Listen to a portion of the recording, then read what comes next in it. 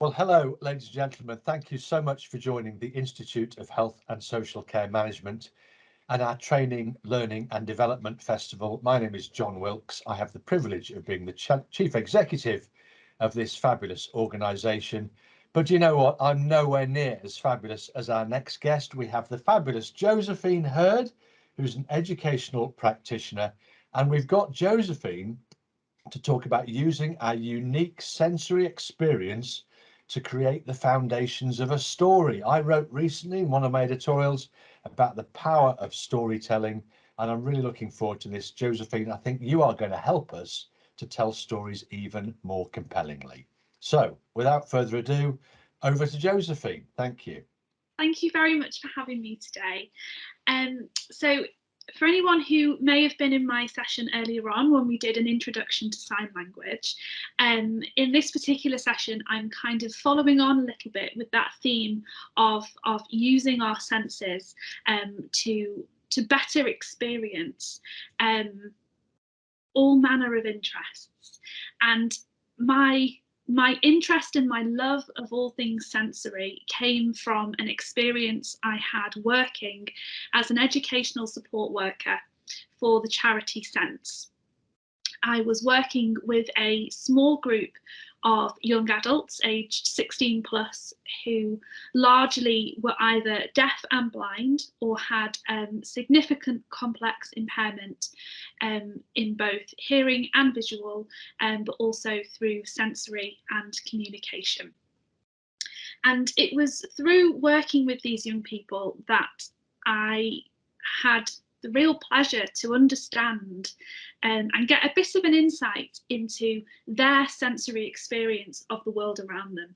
And it made me think a little bit more about how all of us, whether we have disabilities, whether we have additional needs, whether we are neurodiverse or neurotypical, it got me thinking about how we have a very personalized experience of the world around us and how we might be able to use that to our advantages.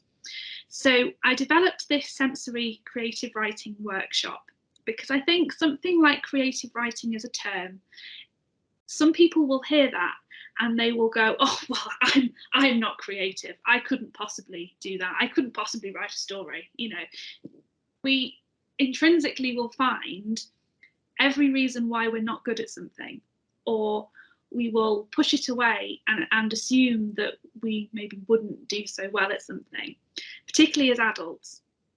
But actually, when we start thinking about the most unextraordinary things around us, sometimes that can actually get our creative juices flowing. So to start us off, I just wanted to go through what senses we have available to us.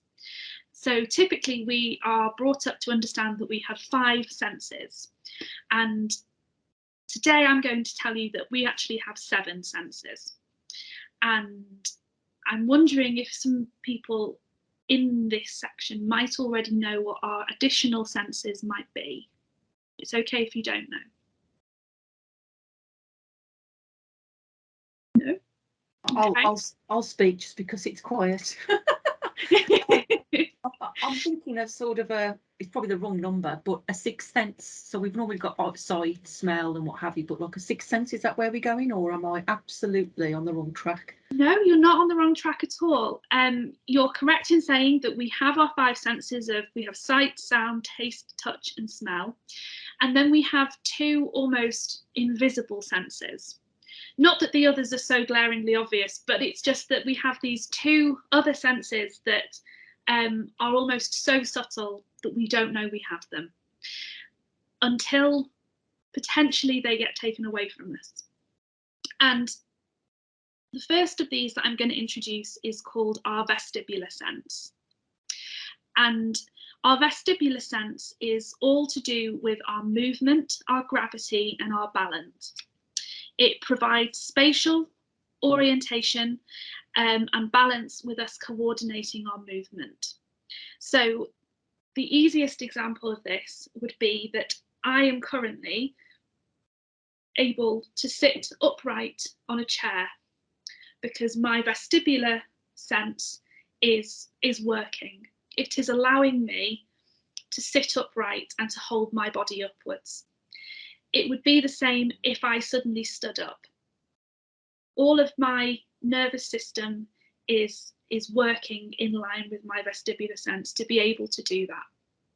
In the way that babies, they have to learn that. They have to acquire that ability. They can't instantly sit themselves up. And the second one is called our proprioceptive sense. And that is also known as kinesthesia. The proprioception and the vestibular, they do tend to work hand in hand. With our proprioceptive sense, it's more to do with our body position. It's stimulated every time that we make a movement. It's ingrained in our muscle movement. And some examples of this would be, if I was to close my eyes, would I be able to take my finger and place it on my nose? Am I aware of where my facial features are without being able to see them? Am I able to know what is underneath my feet? Have I got a hard wood surface? Have I got soft grass? And this is with wearing shoes. Are we able to determine what is keeping us upright and what kind of flooring there is to keep us secure? And these were senses that I learnt about when working at Sense, because I worked with a young man who didn't particularly have full use of his proprioceptive sense. He couldn't feel that there was a floor underneath him. So he constantly was in a state of almost floating. He didn't have that level of security. And things like weighted blankets could help with that lack of security. But often he would push himself into the floor so that he could eventually feel that there was something that was going to catch him. And I just thought that was so fascinating, because this is something that we're not taught about, and we don't know about these things really until it starts to affect us. And as with any of our senses, there isn't a given that we have all of our senses to their full capacity. Although I have the ability to see, there is a very slight impairment, hence why I wear glasses.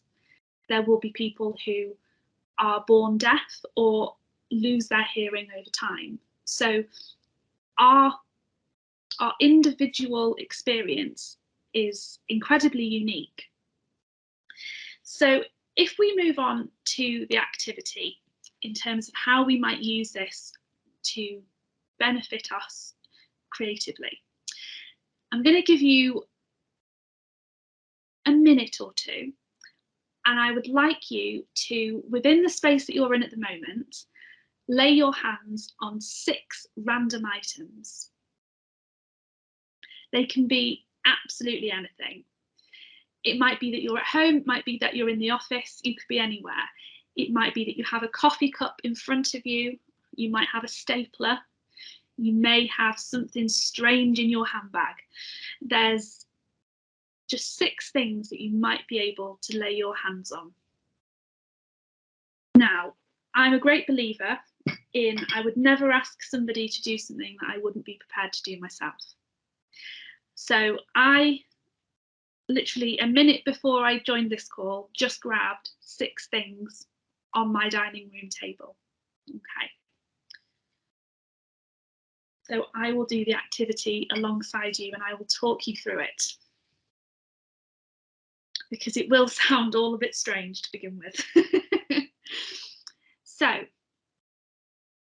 don't worry if people, as we go through the activity, if people are finishing off a section of it or just starting, don't worry at all. I will just continuously kind of narrate through and we will work together. From your pile of 6, can you please just select one item? You don't have to show me if you don't want to. You can keep it to yourself. It can be whatever you like. Fantastic. Is that a hippo? Amazing. Okay, so we have our first item. Now, our first item is going to be the premise of the character for our story. So I have, from my pile here, I have picked up one of these little votive candles. It's a little Yankee candle. It's a Christmas cookie flavour. So when I'm looking at this item, it's quite small. I think it smells lovely. You might think it smells horrendous. It's quite it's like quite biscuity, and because it's wax, it's a little bit, it's got like a slightly sticky feel to it. But it's a pleasant smell for me, and it makes me think of baking and kind of licking the bowl afterwards, and you know, that kind of thing. So I'm just going to write down some key words about that.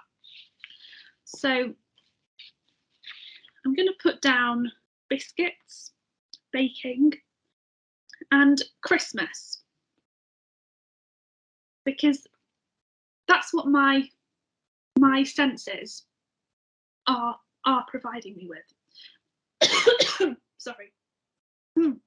So from those key words, I'm thinking, how might that go into having a character? And I think there's something a bit kind of like, maybe there's like a grandma at Christmas. There's a grandma kind of busying round, making nice treats for the family and things. That's what it makes me think of. So I think maybe my character is going to be a nan, busy at Christmas. There's a touch of the Mary Berry feeling to it. And then from there, I've got my second item. And my second item is going to be, what's the activity? With any story, when we start out, there's normally something that a character is doing, or there's an activity taking place. So once we've kind of decided who we think our character's going to be, let's have a think about what it is they might be doing. And our second item is going to give us the answer to that. So I have picked up a nail polish. It's like, it says it's a berries and cream colour, and it's actually one of my favourite colours. And oh, it's very strong smell. It smells very strong, very rich. It reminds me a little bit of when you walk into Boots and people spray things at you, and there's makeup counters, and yeah, there's kind of, it's almost a bit like a department store, something like that. So from there, I'm going to put down, maybe we are in a department store, or maybe the activity is that there's some shopping happening. So we've got the shopping, we've got perfume smells, we've got nice warm colours, kind of autumnal colours. So at the moment, I'm quite happy that I think I've got my character, and I think my character is going to be doing some kind of shopping or something out in a busy shopping environment. However, I don't know that for certain, because my next item is going to tell me when this is taking place. And my next item I've got is a spork. I don't know where I found this from. It's this little yellow plastic spork, probably out of my lunchbox. And it's quite an odd thing really to think about. And if you come across something like this, you would never think, oh, I've got to write about this. But actually, when you start to think about it, when I touch it, it's obviously very smooth at one side, and it's a bit prickly at the other end. It looks like the sort of thing that you would take camping with you. There isn't particularly a smell to it, but there's something kind of childlike about it. There's something safe about it. And it makes me think a little bit of childhood. So for me, childhood is the 1990s. So I think maybe my story is going to be set back in the 1990s. Perhaps your story is going to be historical. It could be happening right now, today. Have a think about where your third item is going to take your story, the time.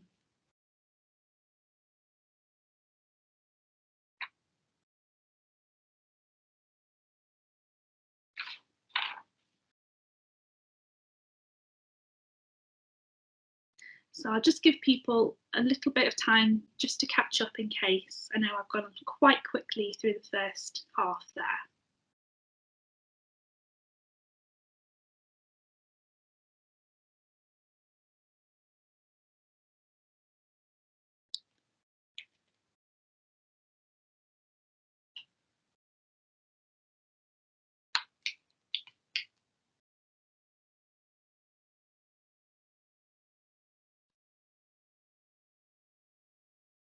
Okay. And now I'm going to pick my fourth item. And my fourth item is going to tell me where the setting of my story is going to be. It could be the setting that you start at. It could be the setting that it could be a destination of where you eventually end up at. There's no rules. This is entirely personal to your items and your experience of them. And mine is, strangely enough, some orange Play-Doh. Not something a lot of people may have lying around on their dining room table, but I happened to find this left over for a play session with my stepson. And when I look at it, when I open it, it's got a lovely feel to it. Well, I think it's lovely. Again, it could be horrible feeling for some of you. There's something very soft, and you can manipulate it to be whatever you want it to be. There's the very strong smell of it, a very recognizable smell. And it happens to be a stunning shade of orange. And again, it kind of makes me think a little bit of that childhood element and takes me back to kind of maybe an early years setting or an educational setting. There's an element of fun though. There's an element of fun to it. And so I think maybe in terms of where my story will be set, or at least maybe the first part of it, I'm going to start off in maybe one of those fun barns with the ball pits and all the soft play equipment where adults tend to get stuck in between things.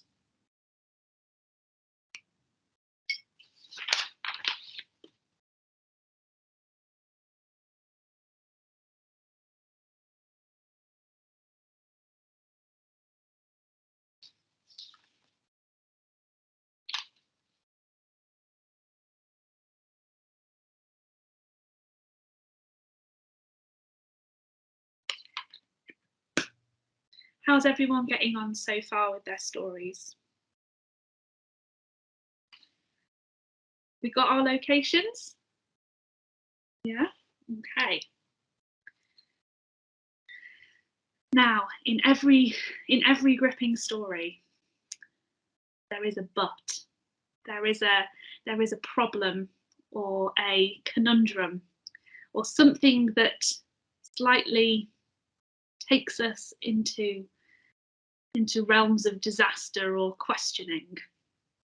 And that is what our fifth item is going to give us today.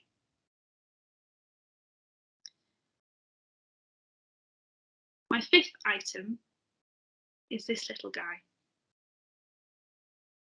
I've got my little London Zoo hedgehog. And I think he's lovely. Again, he's got that lovely soft hair, which I know in real life wouldn't be the case. And he's got this lovely little face, and it reminds me of a very nice trip to London Zoo and spending ages in the shop afterwards deciding which little guy was going to come home with me. And unfortunately, I've left this tag on, so that's a not very nice feeling. So how is this little guy going to relate to some kind of problem? Well, as an animal, I know that there's a prickly kind of take on a hedgehog. You can hurt yourself. They can cause some element of danger. Where did I get him from? I got him from a zoo.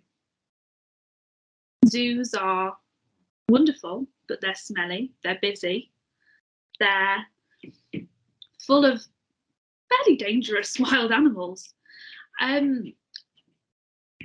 So how is that going to relate to a problem? Well,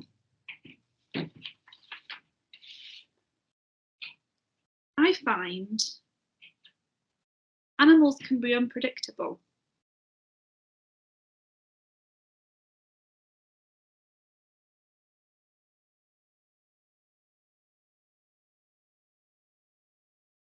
Maybe. Just alerting you, Josephine, 5 minutes left, okay? Lovely, thank you very much. Perhaps I have a run-in with this animal. Perhaps it overshadows what was a very lovely experience.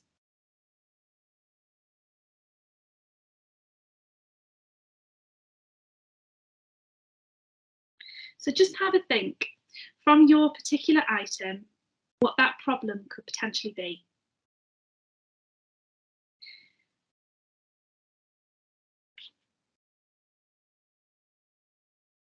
And then we'll have a little think about in the last couple of minutes if anybody has got any parts of their story so far that they might like to share.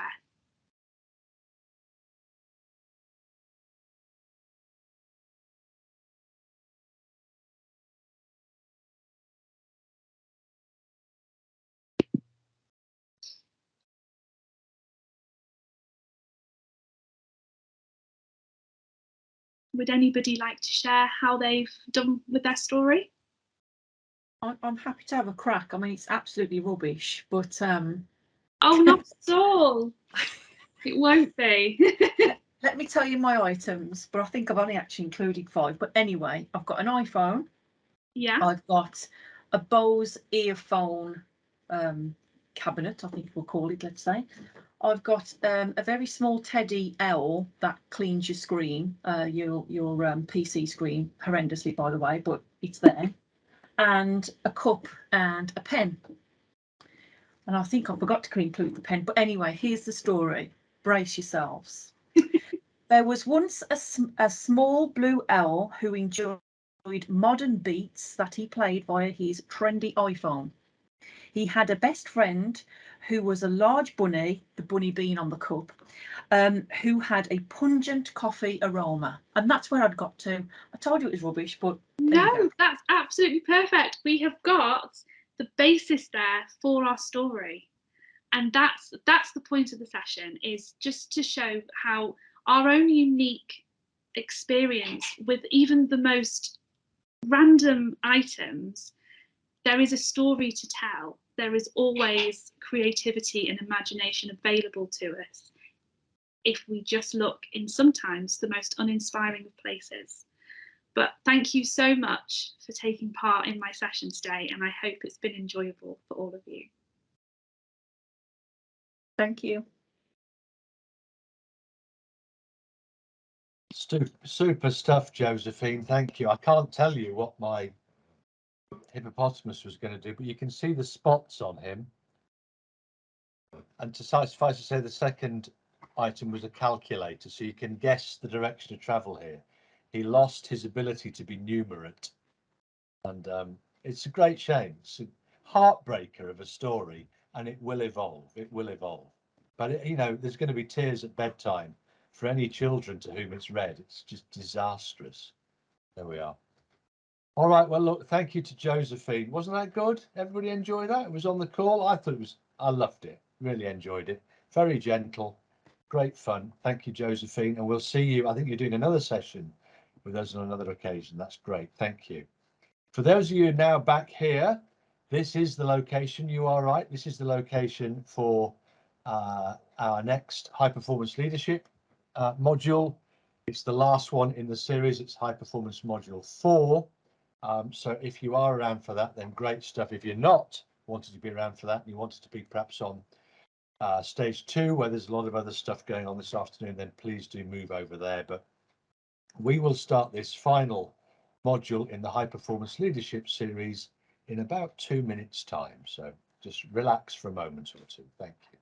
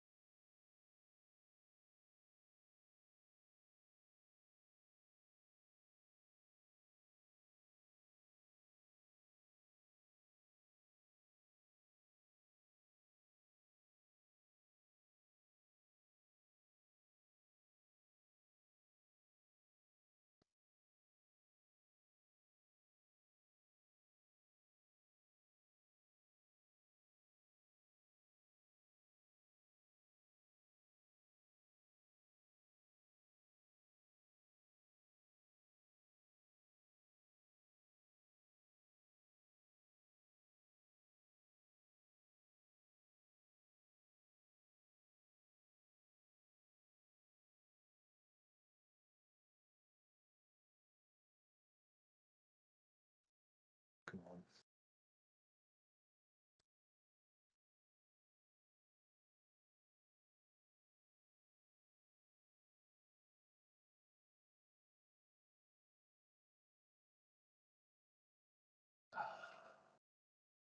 Sorry, everybody. I'm just having a minor issue where I'm trying to do my screen share, and it's not enabling me to swap the views. So just give me a moment here, and I'm hoping we'll be able to solve this for you.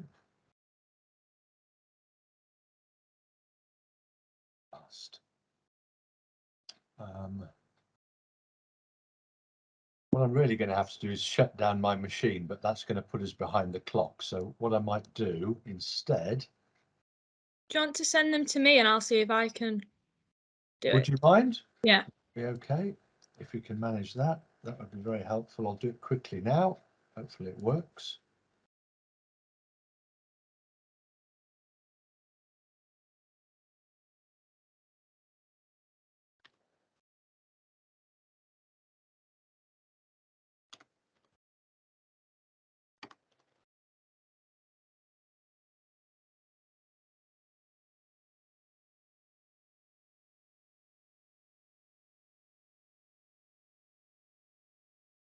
Oh, look, it's appallingly playing up. What I'm going to do, I think it's all tied up with my earlier issues. What I'm going to do, we might just use the ordinary, this kind of presenter view, unfortunately, but there we are. I can't, let me see if I can just try to kid this here.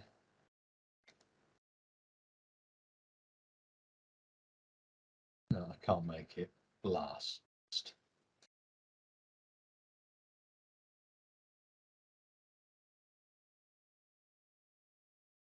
Sorry, everybody, I should have got this ready before now, but I didn't, I'm afraid.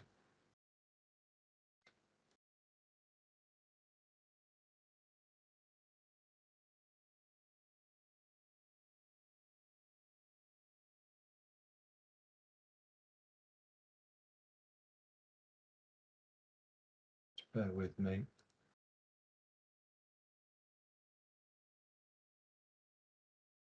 Right, I'm just going to do a regular slideshow as we go through it, okay? So look, this is, welcome once again. This is the final one in our module. Unfortunately, as you can see on the slide share, I'm showing you all of the slides to come. I can't, unfortunately, switch it around. So I do hope I can crave your indulgence in this regard. What we did in the last one, of course, was best boss, worst boss. You'll all remember that. You'll all remember the EESC, means of giving effective feedback. And hopefully you all remember the GROW model that we showed you as well. We then went on to talk about prize belief and pressure. And I talked to you about that in the context of change management. And I actually showed you a little bit of a film from Dead Poets Society where we talked about the mechanics thereof. I also showed you what I consider to be the best book probably on change management that's around by now. Our Iceberg is Melting by John Cotter. And what I thought I would do is just very quickly show you a little bit of a clip of that just for fun. Oh, hang on, I can't do that. Just a moment. There we go. You ready? Here we go.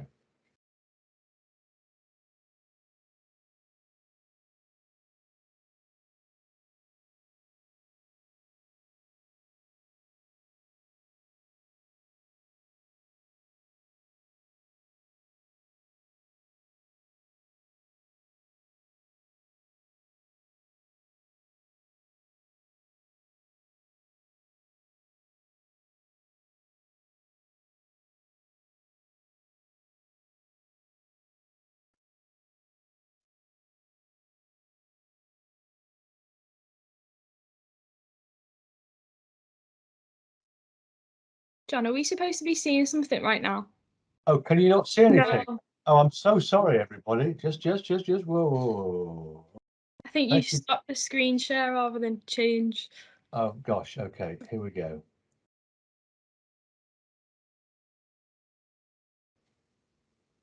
How's that? Can you see now?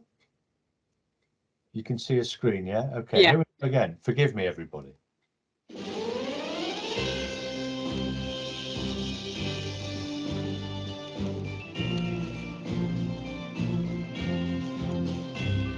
This is a story about a flock of penguins who live on an iceberg in Antarctica, the South Pole. They are like a big family. They have been living as a colony on this iceberg for years, as far back as they can remember. It is their home. They don't know it yet, but change is coming for them. In order to survive, they will need to learn the change leadership process, one step at a time. Oh boy, I have to do something. I gotta tell Alice. This is Alice. She is one of the Penguins' Leadership Council members. She is tough and has a reputation of getting things done. Alice, can I speak with you for a moment? I believe that our iceberg is melting. Really? Well, show me what you mean. So Fred took Alice to the heart of the iceberg. See, Alice? Our iceberg has cracks that lead to larger caves. If the ice melts sufficiently, water will pour into these cracks and caves. Would you give me a few minutes, please? Fred went quickly down the mountain. and arrived minutes later with a glass bottle. Let's fill this bottle with water, seal it, and leave it in the ice overnight. Then tomorrow we can see if it's broken by the force of expanding water as it freezes. If I am correct, the bottle will be broken. Let's do it. We'll meet here tomorrow morning. The next morning, they found the bottle broken. Oh. I'm convinced. We have to do something about this. Let us call a general assembly of the colony. And with that, the Penguins started the change leadership process with step 1, establishing a sense of urgency. There you go, folks. I bet that was worth the wait, wasn't it? Just to give me a moment here. So, let me just get rid of that now. Hang on. God. This is awful. Sorry, everybody. I'm really struggling with my screen here, but I hope you can crave my indulgence. All right. So that's the iceberg is melting. And the reason I wanted to share that with you is it talks about this 8-step approach to change management. So what I'm going to do now is share with you what that 8-step process looks, feels, and sounds like. Here we go. So you should be able to see the 8-step change model. You can see he described right at the beginning of there through his penguin, this business of number 1, create a sense of urgency.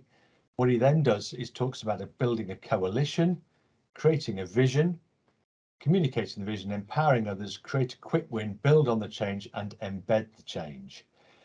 And the reason I want to share this with you is because of this. This is how we start to explain to the teams that we lead why change is necessary and appropriate. I think the thing first of all to get into place is this sense of what's the hurry, what's the sense of urgency. If we need to change something, why do we need to do it, in other words, now? Most of you work for the NHS or social care. This is a sector that is profoundly affected by the idea of manana. The idea, oh, we can start that tomorrow. It's all a bit complicated and we're so busy today. We can do that tomorrow. And guess what? We never get round to it. So this business of creating a sense of urgency is a really powerful element. The second question is, who do you need and why? So who do you need to get involved in the change, and what particular skills will they bring so that they become important to the whole process? The third element, what exactly will the change look, feel and sound like? That's your job there, to explain what it is you're asking people to do and present the idea of the prize within the prize, belief, pressure element that we spoke about earlier on. The next question to ask yourself, how should I best communicate so that people understand what it is we're trying to achieve, understand the urgency, develop a system of belief so that actually people are prepared to start to buy into this, at least the early adopters. The fourth thing then is, what should I do to empower people to act? And that's to do with the instilling of the belief. So what resources do we require? Time, support, training, whatever else it might be, so that people feel comfy about the idea of getting involved with the change in the first place. What can we succeed with quickly? Well, why is that important? Because everybody likes to feel that progress is being made. So find reasons to celebrate success fairly rapidly. Then ask yourself, how can I follow up on that early success? And finally, why should we keep doing the new way? That's about the maintenance of a sustainability agenda so that actually people see the merit of it and wouldn't dream of going back to the old way of doing things. Is that all right with everybody? That's the key bit. The next question to ask yourself in respect of change management is the 4 Ps. Anybody any idea what the 4 Ps here might represent? What's this one? If we're asking ourselves, what do we need to change? What's the first P? Feel free to unmute. Perception. People. People. It's people. So the first thing to ask yourself is it people that I'm needing to change? Is it my team? Is it individual? Is it the organization? What aspects of the people whom I lead do I need to change, if at all? It may not be the people that need changing. It might be something else. Could it be, for example, this second one? Any ideas what that might be? Process. Did somebody say place? Yeah. Who was that? Steve. Steve, congratulations, Steve. It is place. So is it the place that you need to change? Is it the working environment? Is it the way that we do things around here? Because that's something that, so, you know, we've all worked in places where suddenly you've changed the environment. Say again? So I missed that, Steve. Would you repeat? Okay, don't worry. So that's about place. What's the fourth P? Any idea what this could represent? Promotion. How about product? So remember, we're changing one of four things typically when we're involved in change management. It's either the people who we lead, it's the place where we work, it's the product that we make or service or sell or provide. That's something to give some consideration. So is it that's the element that we want to change? Or the final bit? Come on, what's the final P? How we promote it? It's the patient. Patient. Or the service receiver. Okay. So odds on, if you're involved in a change management project where you work, it's either to do with the people who you lead, the place and the environment where you work, the product or service that you provide, or the actual patients that you serve or service receivers that you serve. Does that make sense? So once you've decided what it is you're looking to change, you go back to what's the hurry, blah, blah, the 8-step process. Is that clear to everybody? Everybody comfortable with that? Let me just kill the slideshow bit. All happy there? Any questions about this 8-step process at all, any of you? You come across this before? Not come across it before. Okay. So the next question to ask yourself, if we've got that nailed, is all right, I understand that. What are we trying to achieve? And you go through your prize, belief, pressure, and all that kind of stuff. There's probably something that's going to emerge then that you need to have a sensible response to. And that is somebody saying to you, what's the plan? Yeah, what's the plan? How do we make this happen? This might be to do with an objective that you're trying to achieve, or it might be to do with a change management outcome that you're trying to achieve. But odds on all of you at some stage, if you're trying to achieve something, somebody's going to say to you, what's the plan? So what I thought would be helpful for you now is to introduce you to what I've always considered to be the easiest and simplest and most effective sort of plan template, basically. It's taken from a book called The Temple of Planning, called Dream with a Deadline, which is quite old. I don't think it's actually available. It's that old anymore, but I refer to it as The Temple of Planning. Can you all see that? Yeah? Okay, so let me talk you through this because you might want to draw that out for yourself, given that we are going to do this as a little exercise in a minute or two. Okay, so you can see up here at the top, and please leave it empty, leave it blank. You've kind of got a roof, then you've got 4 boxes here that are the sort of the colonnades, if you will, the top of the colonnades. Then you've got 4 columns, and at the bottom you've got the floor, the foundations, effectively. Okay, can you all see that? Just draw it out for yourselves, that's absolutely fine. So it's on a nice big piece of paper, okay? So what we're then going to do is we're going to ask ourselves, what is it that we are trying to achieve? What is it that we're trying to achieve? What's the goal or objective or outcome that you're trying to achieve with your team? And what I'd like you to do now is give some thought to something that each of you is currently trying to achieve. Try to put a time scale to it. So it's to do something by something. Get the idea? Doesn't matter whether it's big, small, it really doesn't matter at all, but something that you are trying to achieve. Okay? And it's kind of something of importance. Let's big this up a little bit. You know, it's kind of something that's worthy and important to you and the people who you lead, and or perhaps the service receivers.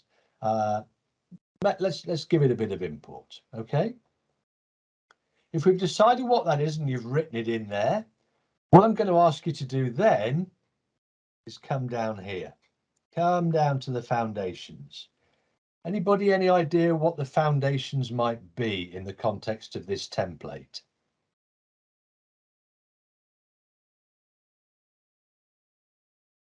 Have a guess. Come on, Jyoti, what have you got? You're on mute, I'm afraid. Resources including people. Well, thank you for having a go. That comes later on. That's not the foundation bit here. Begins with V. Values. Good. Who was that? Jenny. Jenny, congratulations, Jenny. You are the first this afternoon to touch the skirt of genius. It's 2:28. Just make a little note for yourself. This is where we write down the values, principles, ethics, the things that we hold dear. That, do you know what? If we're going to give ourselves any chance of achieving what it is we've written up at the top, these are the values, the way we're going to do things, basically. Get the idea? So determination, commitment, teamship. We don't single people out. We don't pick fault. We are united. All of these wonderful expressions. Do you get the idea? All happy with this? That's where you're writing what your values, principles, ethics, the way we're going to behave, basically. So do you want to just jot in there now on your piece of paper your own foundation principles in respect of the foundations that underpin the objective that you've set yourself up in the roof? Just write it in.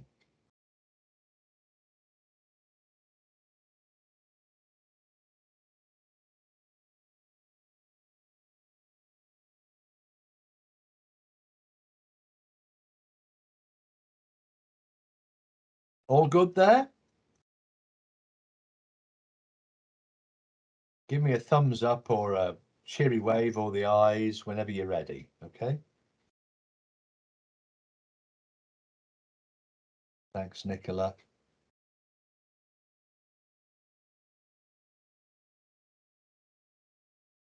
Thank you, Stephen. Jack, are you about ready? Super duper, thank you. Claire's ready, good, thank you. Carla, you done?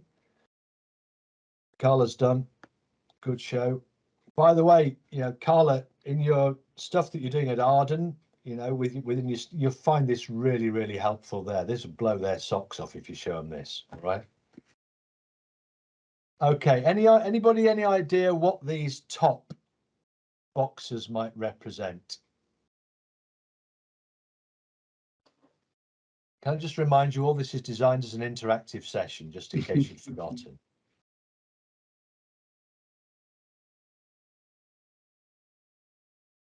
Okay, these are the key strategies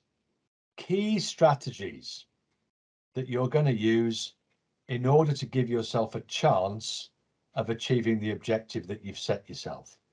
Now, look, sometimes it might be a relatively simple objective that you've set. You might think, hey, do you know what, I only need 2 or 3 key strategies, but never have more than 4. If you've got more than 4, you are making this far too complicated, okay? Remember the purpose of this. This is a temple of planning. It's a blueprint for you to use. The lovely thing about it is one piece of paper. So it's really easy to communicate to members of your team as well. You overcomplicate it with 5 or 6 columns. Everyone just loses the plot. Okay. So let's have writing whatever it is you might want to write in there. Your 4 key strategies.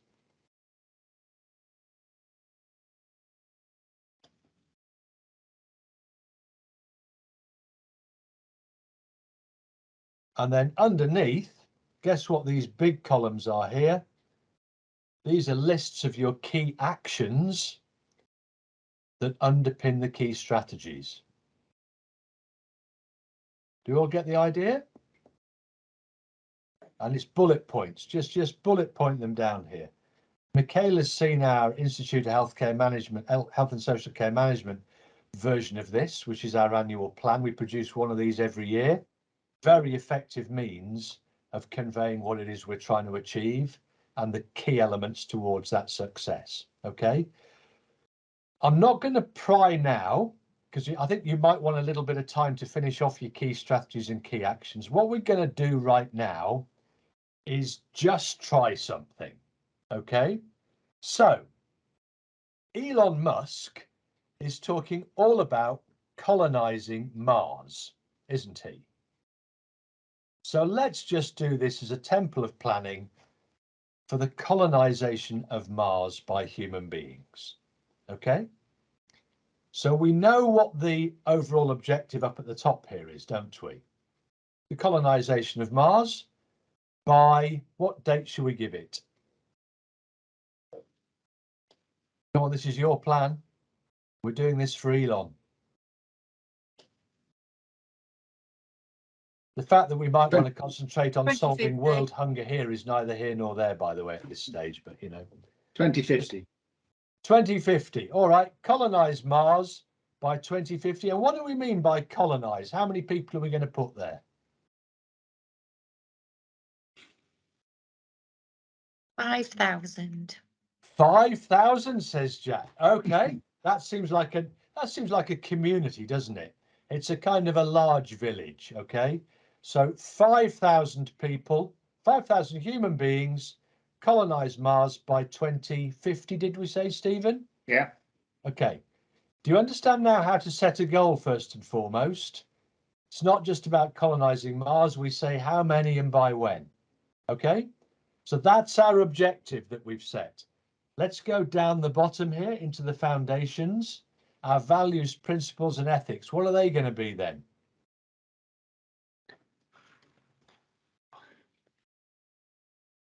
What are the things we hold if we're going to set up a new human colony on Mars? What are going to be some of the basic principles that we insist upon adhering to? Compassion, teamwork, respect, rules. Compassion, teamwork, respect. Okay, I'll take those. The rules bit, I wanted to keep that in mind, if you don't mind. We'll hang on to that. I have a funny feeling we'll be needing that later. Anything else? Please, can we be culturally diverse? Yeah. Yeah. Let's make sure this is a diverse collection of people that actually properly represents the very best that the planet Earth has to offer in the first place. So let's put people up there worthy of the name human being, and let's make sure that it properly represents beliefs, cultures, race, all that kind of stuff. Fair comment? Yeah. All right. So there's some of the key principles for us. Anybody else got any other key principles they might like to include? We need to have fairness. Fairness. All right, Jack. Yeah, we do. Because there'll be a scramble for places on our rockets, won't there? Okay, so shall we say its places are on merit? On merit, and we're also going to look at equality. Lovely. All right, I like that. That's great. That's great. So that strikes me as a pretty good set of foundation principles. Yeah. Okay, up to the 4 key strategies. I have a funny feeling we will need 4 for this. Okay. What might one of the key strategies be?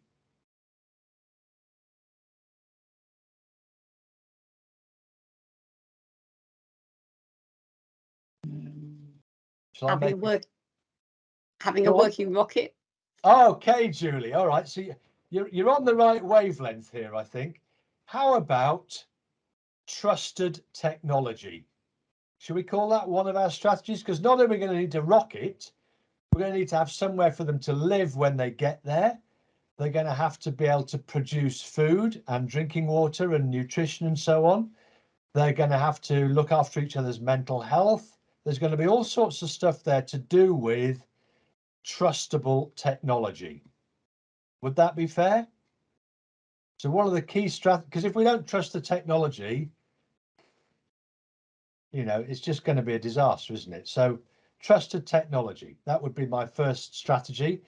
And Julie, that encompasses your rocket. Thank you. What about a second strategy? Governance strategy, to make sure that we're making the appropriate ethical decisions and that people are all involved in making a decision process. I think that's a great one. Thank you, Charlotte. Yeah, really strong. So let's have because that helps to keep order as well, having that governance strategy. So I like that. So something about fair governance, fair and effective governance. That's our second bit. Okay. What about, oh, who have we got? Forgive me, somebody put their hand up earlier, didn't they? Yeah, Victoria, sorry, I missed you earlier on. Go on, what would you like to suggest as the third one? Yeah, well, I'm looking at the, the early majorities, the volunteers who are going to come with you to Mars to test the waters, who would be willing to go. So what do we want to, how are you talking about selection, how we select them? Is that the idea? Sometimes you don't need to select. You have people who are there to support you, they're coming forward to support you. Those are the early majorities. How do we get them? How do we get those? Okay, so something about welfare, perhaps? Is that what you're driving at here? No, not exactly. I think what I'm driving at, you need to look at people who are going to support you achieve that change and push that change forward. Oh, I'm with you. Okay, so this is not necessarily about the people who will go to Mars. This is about the team, this huge team that will be required, who will be responsible for design and development of this entire project and making it happen. Would that be fair? Yeah. All right, that's good. So there's something about here then about the third element. Let's call it team. Team Mars, we'll call it. All right. What about a fourth key strategy? Can anybody think of one, if this is going to work? About budget within a Oh, good, Stephen. All right. Budget and global will. Should we call it that? There has to be a kind of united global acceptance that this is a sufficiently good idea for us to really want to do it. I think that's a fair thing to say. Just because Elon wants to go doesn't necessarily mean the rest of humanity thinks it's a great idea at the moment. All right, so there are four key strategies. So we've got trusted technology, fair and effective governance, Team Mars, for want of a better word, and budget and global will. All happy there? So let's go down now. Underneath those, in this zone here, what might be writing for key actions for trusted technology? Just fill in the form. Is there a special form that you have to fill in and send to them? Victoria, I'm just going to have to put you on mute. I hope you don't mind. There we are. She's gone. Thank you very much. So any key actions under this trusted technology element? What do you think? I think we need a digitally savvy workforce to maintain. That might come under the Team Mars bit, I think. Yeah. Yeah. Okay. This is for just the trusted technology, which is our first zone here. Equipment. So could I suggest we're going to need a really good testing methodology for everything that we're going to do. There's going to be some kind, you're going to have to demonstrate the integrity, the absolute integrity of anything that we design that we intend to then be used in Mars. So I think testing, research and development, that's going to be a key part of this. Anything else on the key actions for the trusted technology? How about keep it simple? Yeah. I always remember the lovely example, somebody mentioned it to me, where NASA spent something like $2.6 million developing a pen that could be used in a zero gravity environment, where the Russians simply equipped all of their astronauts with a pencil. I rather like the idea, you know.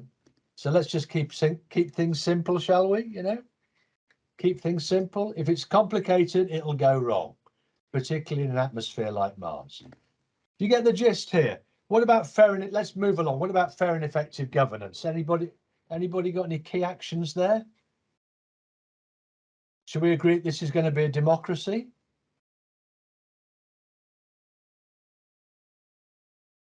So it's a democracy with an elected government. I think that's only fair. And do we policies, procedures, and such? Yeah, good. Okay, so we should have policies and procedures for re-election, and so on. Perhaps even we set policies and procedures that says that there's a mandate that you have to change the leadership every however long it might be. Do you get the idea? That's good. And do we do the election of the main officers before they leave? So actually the kind of government is already established before they leave. I think that might be a good idea. It's flipping difficult to intervene when they're at Mars after all, isn't it? Okay, Team Mars then. So underneath the third strategy down here, Team Mars, we might want to do this thing about digital expertise. Let's make sure everybody there is absolutely at the cutting edge of digital technology and digital ability. What else? We're going to want a whole load of different skills, aren't we? Absolutely. Every conceivable human skill you're probably going to need within this community of 5,000 and in the wider Team Mars group who are actually preparing everybody to go. So I think there's an element about let's just assess what the training, what are the minimum skill requirements are of the people that we're going to get involved. Let's plan out that all out. And what about budget and global will? Sorry to go so quickly here, but otherwise we'll run out of time. So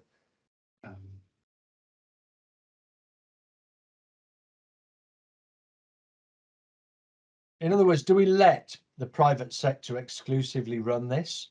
Do we let the likes of Elon Musk create his own little, spaceship to transport the first 30 people who are his acolytes? Do we let that happen as a world? Are we comfortable with the idea that this one guy who's not been elected to anything, just appears to have pots of cash, is going to be the person who kind of runs Mars? Are we comfortable with that? I think that might give way to things becoming very egocentric. Do you think, Jack? Yeah, funnily enough, I'm just thinking it might. So I just think that if we always have accountability. I like that. I think there should be something to do with that. So this global will, I don't think we should be allowing anybody to go to Mars. No. Unless there is a sort of collective will of the United Nations or something like that that says this is in Earth's best interests, Yeah.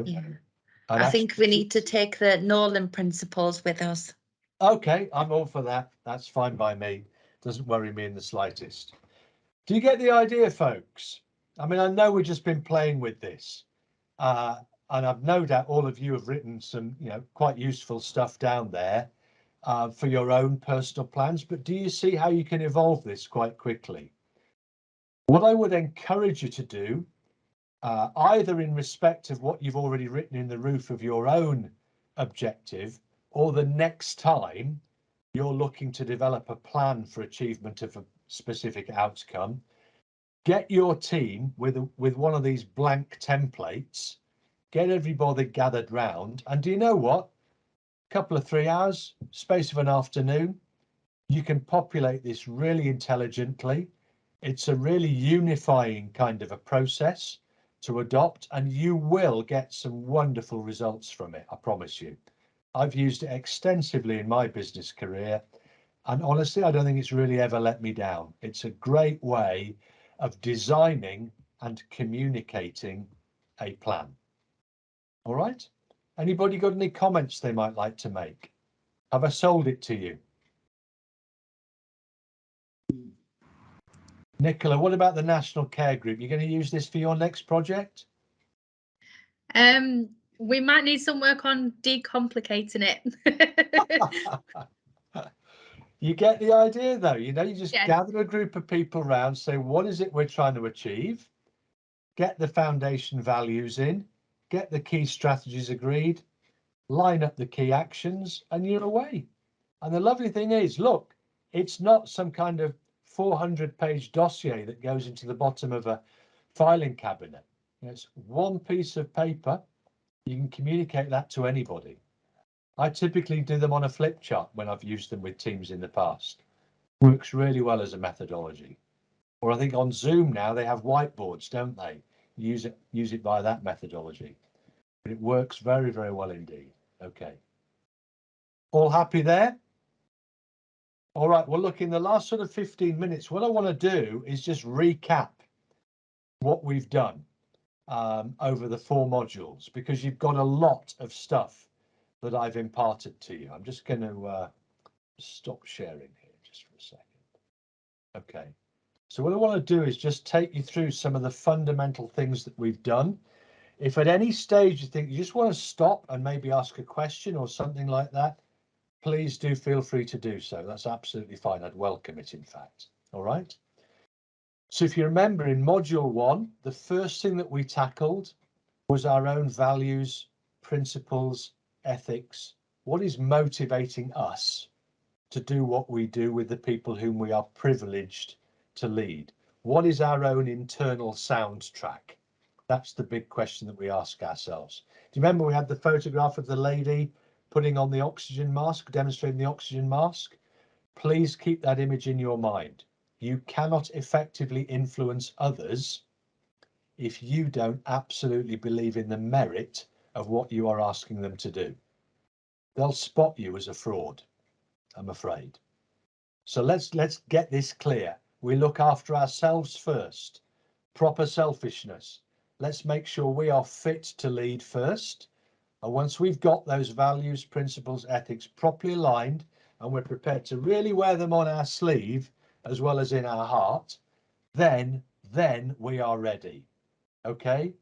But if you're not, and if you're kind of compromised in that regard, I promise you this is what will happen.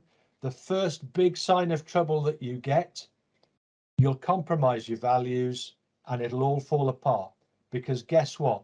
You've ruined the first essence of trust, which is actually that when people are leading you, you believe that actually they are really wearing their values, principles and ethics on their sleeve and they practice them. And guess what? They're also prepared to stand up and fight for them. Okay, so that's the first thing. Remember the proper selfishness element. The next thing that we did, I'm just going to share it with you again because I just think it's just too important, was that the follower needs. You'll remember that. Just remind yourselves of that. This absolute imperative that the number one thing that we do, the number one thing that we do is demonstrate genuine concern for the people that we lead. And actually, if we're not capable or willing to do that, do you know what? Items 2 to 7 are never going to stick. Just never going to happen. You can have the greatest shared vision available to man or beast. But fundamentally, if you don't demonstrate a genuine concern for the people that you lead, they will ignore it. It's for nothing. Okay? All happy with that? If any of you want to Google Professor Beverly and look up some of the research she's done, it's fantastically interesting. If you're at all interested in organizational dynamics, organizational development, really good stuff there. Okay? The next thing that we looked at was the tiny noticeable things. Do you remember that? We said it's trinitrotoluene, so it's not trinitrotoluene, but the effects of it can be explosive. And we talked about Leo Buscaglia saying too often We underestimate the power of a touch, a smile, a kind word, a listening ear, an honest compliment, or the smallest act of caring, all of which has the potential to turn a life around. Yeah? The small stuff is the big stuff. Did I tell you my story from when I worked for Wedgwood? Did I tell you that? Do you want to hear the story very quickly? So, yeah, for some inexplicable reason best known to themselves, Wedgwood, the luxury ceramics company, employed me, I'm going back many, many, many, many years now, to be their global head of sales for group private label, as they called it. And what that meant was any big retailer anywhere in the world that wanted their own design on the bone china, they would send me to go and do the deal. Okay, which meant I traveled all over the world. But I'll never forget my first big trip was to New York. And I was told my big two clients in New York were Tiffany and Ralph Lauren. And let me tell you, it was a real privilege to go there and work with those companies. Really was. They really looked after me. But the first trip there, I arrived at Newark Airport. It was a Tuesday, and it was about 7 o'clock in the evening by the time I'd got through immigration and so on. Took a cab to my hotel in downtown Manhattan, ready to do my business the next day with Tiffany and Ralph Lauren. And you know what it's like? You're in a strange city. I'd never been to New York before. So you look at the little kind of visitors book in your desk, in your room, you know, things to do, what's on, places to go, favorite eateries. And it kind of sprang out of the page at me. City crab and seafood, New York's finest seafood. I thought, oh yeah, fancy a bit of that. So I got in a cab, traveled down to City Crab and Seafood, went in. And if you can imagine, trying to think of a kind of best idea, kind of think of your biggest conference room where you are, where you work. Imagine that is a restaurant. And then there's a double of that, which is the bar area. When I went into this place, that's what I was confronted with. And it was a sea of humanity. So in the bar area, they were all drinking their cocktails, their Manhattans, their martinis, and so on. In the restaurant, it was just a scene of complete gluttony. People all wearing bibs, chowing down on king crab, snow crab, turbot, heaven knows what else. But the aromas, cool, you know. Anyway, I said to the concierge lady, "Forgive me, I'm new in town. I can see you're really busy, but would you have a table for one?" And she said, "Oh, I'm really sorry, you know. You see how busy we are maxed out. You've got at least an hour's wait if you're lucky." And she must have seen the look of disappointment on my face. Because she said, "Look, I tell you what, if you look over there by the bar, can you see there's 3 bar stools that are empty at the moment? If you go and get one of those, you can sit at the bar, you can have your food, you get the same menu as you do in the restaurant, you watch the ball game on the telly too, and the staff will look after you. It'd be great." Thought that's a good idea. So thank you very much. Waded through the crowd, got to one of the stools, sat on it, had a lovely meal. Okay. Did my business the next day with Tiffany and Ralph Lauren, went home. 5 months later, my boss comes and knocks on my door. "John, back to New York, taking the autumn winter ideas." Okay, I'm your man. As it happened, it was a Tuesday afternoon again. By the time I got through immigration, it's 7 o'clock. Get to my hotel. I thought, I know where I'm going to go. That City Crab and Seafood was really good. Let's keep it simple. So I take a cab down to City Crab. You've all seen the movie Groundhog Day. It was just the same scene in front of me. Okay. So I said to the concierge lady, "It's okay. I've been here before, admittedly, a few months ago, but I really enjoyed it. Would you mind? I can see there's a spare bar stool. Would you mind if I go and sit there and have my supper?" She said, "Well, first of all, welcome back. It's always great to have you Limeys here. Sure, you can take a stool. Go and enjoy your evening." I walked 3 steps from where she was. One of the bartenders is cleaning a glass, okay? He's 30 yards away from me. He stops what he's doing, looks, points at me, and shouts at the top of his voice, "Hey, it's John from Wedgwood. Pull up a chair, buddy. Let me get you a beer." And you think, shit, what happened last time I was here, you know? Hairs on the back of the neck, big moment, you know, everybody's turned to look. And I just sort of tottered through, but I had a really nice chat with him, lovely fella. And what became clear was he'd been reading Dale Carnegie's book, How to Win Friends and Influence People. power of a name. Yeah? Guess what the learning from this is? He's not responsible for the book in the hotel room. He's not responsible for the red plastic illuminated crab coming out of the wall for 5 meters. He's not responsible for the decor. He's not responsible for the menu. He's not responsible for the drinks they feature behind the bar. He's not responsible for the lighting. He's not responsible for the art in there. None of that is his responsibility. He's just figured out the most important thing he is responsible for. He is responsible for how he can make people feel. That's cool. Don't you think that's cool? I think we can learn lessons from this for what we do in health and social care. Doesn't matter what you do. Doesn't matter whether you're a clinician, operations, facilities, porter, catering, IT, social care, carer, domiciliary, doesn't matter. The small stuff's the big stuff. If you just instilled in your people the idea that the most important thing that you do every day is to concentrate on how you can make people feel, then I think that's an awesome gift to be able to give. Don't you? If we're serious about high performance leadership, if we just got our people concentrating on how we're trying to make the people with whom we engage feel, then we are in business as a high performance environment, I think. Okay? Did you like the story though? It's quite cool, isn't it? To my eternal shame, I've forgotten his name. Right, next thing up. We did the dysfunctions of a team. We talked about that this morning. We talked about the absence of trust bit being the foundation dysfunction, didn't we? Yeah? Don't need to go into too much more detail there. You've heard it all before. We then talked about goals, visualizing goals, the one big thing. We talked about these fantastic people, all of whom, to a greater or lesser extent, really concentrated on achieving goals. Many of them had worked at them over many, many years. People like Whoopi Goldberg and so on, giving her Oscar acceptance speech age 4 into a red plastic hairbrush in front of a broken mirror. You know, this is deep-rooted commitment to achieving stuff and making a success of ourselves. And the reason I think that's so important is I believe we're not very good at this in the United Kingdom. We're not very confident about talking about our successes, talking about our aspirations and ambitions.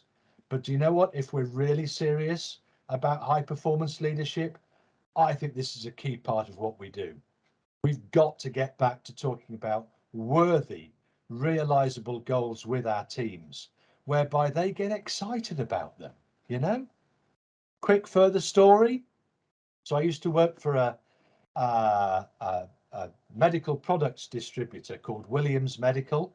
The guy who founded Williams Medical had previously worked for a family-owned French pharmaceuticals company, and all they did was childhood vaccines. Okay.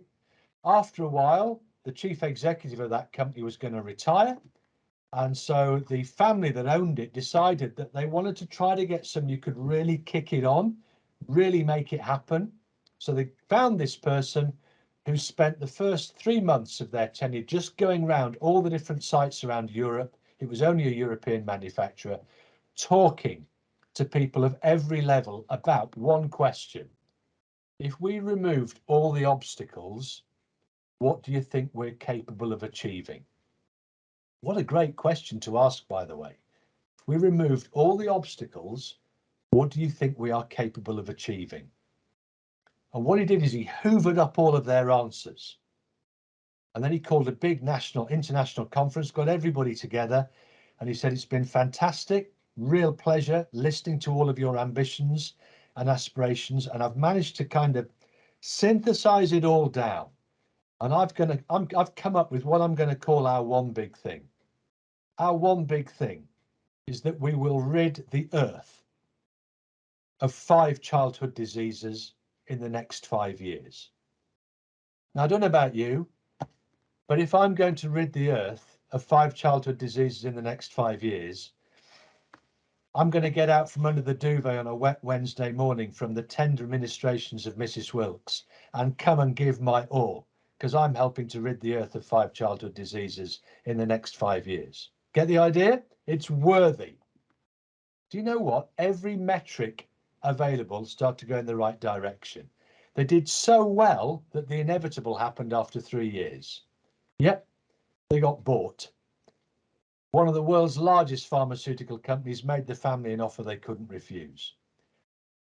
And this company came over after about 3 or 4 months of new ownership. The big brass from this company came over to address everybody from this previously family-run organisation. And they said, it's a real pleasure to come over here. We've flown over from the United States. Been having a lot of a think about you. We're really long-term admirers about this company and what you do and how you do it. Never more so than in the last 3 years, where I think you've been talking about your 5 in 5, your one big thing, ridding the earth of 5 childhood disease in the next 5 years. Brilliant. Do you know what? You've done so well. The good news is we're going to invest in you. There's going to be no redundancies or anything like that. We want to build you up. We have been having a bit of a think, though, on the plane about this one big thing, this 5 in 5. And we're kind of 3 years into that now. So we probably need a new one big thing. So we think we've cracked it on the plane coming over. Your new one big thing is that you'll be delivering 15% EBITDA for Pfizer shareholders over the next 3 years. And Robin said it was like we were all sitting or standing on one of those huge Persian rugs on a highly polished floor, and these Burks had got hold of the edge of it and gone. You felt all the energy drain out of people. Robin left that business 3 months later, set up Williams Medical and sold it in 2007 for 52 million. So it's kind of got a decent story at the end of it in terms of outcomes. But this is really important when we're talking about goals, that actually, if we don't make them worthy, if we don't make them exciting and inspiring, then do you know what? It's for nothing. And P.S. people leave managers, not jobs. You know? There we are. Let's not dwell on it too much. It still upsets me to this day. What about the zookeeper? You all remember the zookeeper, don't you? We had some good fun with that. We don't need to dwell on that too much. And then today we've done what we did today. We did prize, belief and pressure for the change management stuff. We taught you through the 8-step process of change, and we did the temple of planning, didn't we? So what a whole load of stuff you've got there. All sorts of mini toolkits, skills and so on for you to go off and use. And I really hope you enjoy using them. I do hope, most of all, I hope you feel a kind of a new sense of confidence and power about what you're going to go and do. You know, you've got some really good stuff there that I know will help you to be effective and high performing. All right. Would anybody like to make any final comment before we close? Jyoti, is that a legacy hand that you've got up, or did you want to say something? It's a legacy hand. Legacy, sorry. Don't worry about it. That's fine. It was just interesting what you said about managers, people leaving managers, not jobs. I never really thought about it like that. True though, isn't it? I don't know, because I never really, because if I'm leaving a role, it's the company I'm thinking that I'm leaving, not really the management. but who's the big link with the company? It's probably the management and the leadership and so on. It's you taking against whatever they are trying to do, or the way they're interacting with you or something. Sometimes it's different. Sometimes somebody's just made you a brilliant offer from another place, and you know what, they can't match that, and they're really sorry to lose you, and you are really sorry to leave them. I get that happens. But a lot of the time, you know, you just get fed up with the place where you're working because you don't feel you're being listened to. You don't feel you're being challenged and stretched. You don't feel that you're enjoying it and feeling your sense of fulfillment. And therefore you become open to new opportunities, don't you? All right. Any other final comment anybody might like to make? Thank you, Sam. Can I ask a question? Certainly, Jenny. You'd be very welcome to. Once you've got a high performing team, is there any magic that you need apart from keeping doing what you're doing to keep the performance high? Yeah, first of all, if they're really good, you'll lose a load of them. Yeah.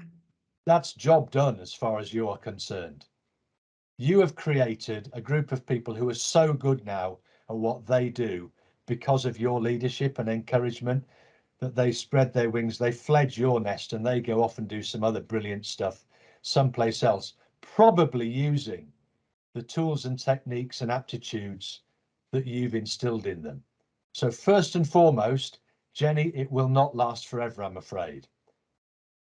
But the key thing you've got to do is when you get the replacements for those people that have moved on, treat them the same way, and you just create this virtuous circle of performance and fulfillment and enjoyment and value and respect. And do you know what? That's worth fighting for. That's worth preserving. That's what you get if you keep doing it. So you're not going to keep your team, I'm afraid to say. They will go off and do other stuff. And that actually venerates you. That means you've done a great job. But just stick to your guns and you'll just keep this going. The other thing I love is I'm a big fan of promoting people, you know, beyond what they might think they're capable of. Just keep giving opportunity, keep giving opportunity, and they'll just amaze you. As long as they feel supported and encouraged, they will just amaze you. Thank you. Thank you for the question, Jenny. All right, it feels like the end of an era. You know, that's the end of our 4 modules together. It's been lovely. Thank you very much indeed. If you would like to stick around now, we have got a fantastic final session. You might find it useful, actually, in the context of what we've been discussing. It's how to create a 12-week induction plan. And we've got the absolutely sensational Sue Jones from Thoughts Become Things, who's going to be working with me in this regard. So do stick around if you want to hear that. Otherwise, sayonara. It's been a blast. Thank you. Thank you. It's been really enjoyable. Lovely. Thank you, Jenny. Aren't you a star? Thank you very much. Thanks, Cheers, John. everybody. Bye-bye. Thank you. It was really good, John. Thank you, Jyoti. I know you're my biggest fan. I'm your biggest fan. Thank you. It gives me something to think about. The fairy dust, Jyoti. It's the fairy dust. That's all it is. I promise. Hi, Sue. Are you with us? She's not scheduled to start until 20 past. We've got a Oh, 10 lovely. minute Can I break. finish the rest of my sandwich Yeah, then? you've got a 10-minute break. Feel wild. We're laughing. Okay, that's good. Thank you.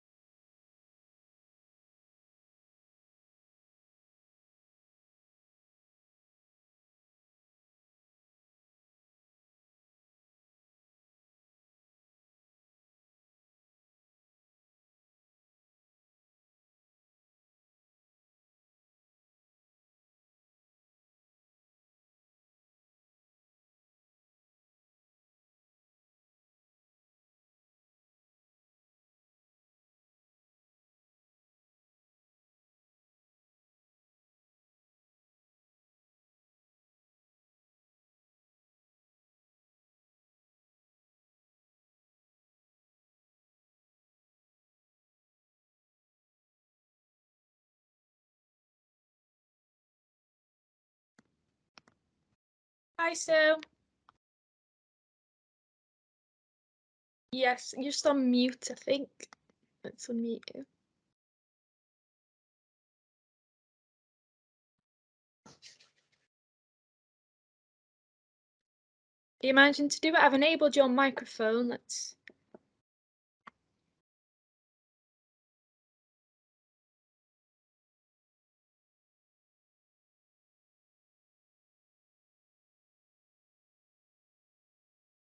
You've managed to find it? It's either. It's all right. I think I was using Zoom this morning, and I think, you know, where am I looking? We've all been there, Sue. It's okay. It's nowhere. Let's try and find out how I can share this now. Have we enabled Sue, Michaela, to share screen? Yes, sent us. You should be able to do it. Great stuff. Should see a little. It looks like the Zoom one. You should see a little box with an arrow in it. You found it? It's just Says share underneath it. coming up with the wrong one at the moment. Oh, there you go. Yeah, got it. Happy? Yeah. Well, we've got 2.5 minutes to go yet, so relax. All's well.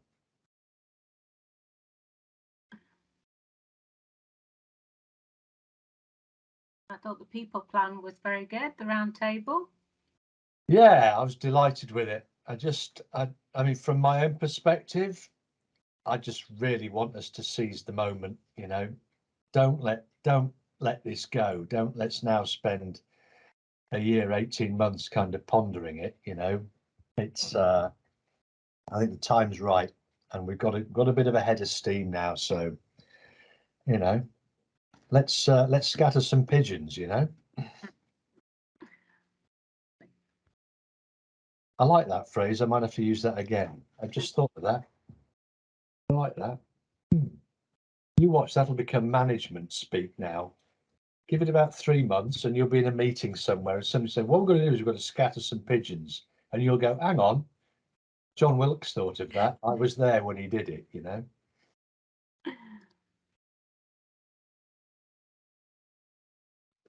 You'll be telling me that bounce back ability was yours as well at some point. Please no, John. That is just dreadful, isn't it? What a dreadful piece. What bounce back ability, yeah. Who said that one? I think it might have been in a large green roof building near Downing Street. Not mentioning any names. You never know who's listening. No, you don't. No, you don't, John. That's true. Careless talk and all that. Have any of you done the Churchill War Rooms under the Foreign Office? Fantastic. If you're having a day out in London, you really want something to do. Wow. I think I've been there. Yeah. It's fantastic. Yeah. Fantastic. I don't think that it wouldn't have suited anybody my height, mind you. It's Yeah, I've knocked my head a few times down there. Yeah. Okay, it's 3:20. That can only mean one thing. This is the Institute of Health and Social Care Management. It's our training, learning and development festival. And this is one of the box office moments for the whole festival. We have Sue Jones, the fabulous Sue Jones, I should say, from Thoughts Become Things, talking us about a really important topic about 12-week induction. How do we do a 12-week induction plan for people? We've all been there. We've all joined new organisations from time to time. And do you know what? Sometimes the inductions are anything but effective and useful. I'm hoping that Sue, well, I know actually that Sue's going to give us a whole new insight so that, you know what, whichever organisation you work for, the next time you do an induction, it's going to be fabulous. Sue, I'll hand straight over to you. Thank you. Thank you. Okay, I'm going to just Now I need to put this on to presentation.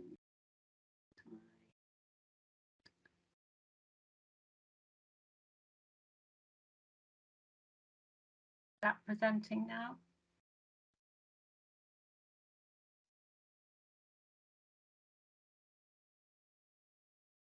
You need to go on your slideshow, and then I can see your cursor moving. Okay, there you go. There you go. You're in business. Lovely.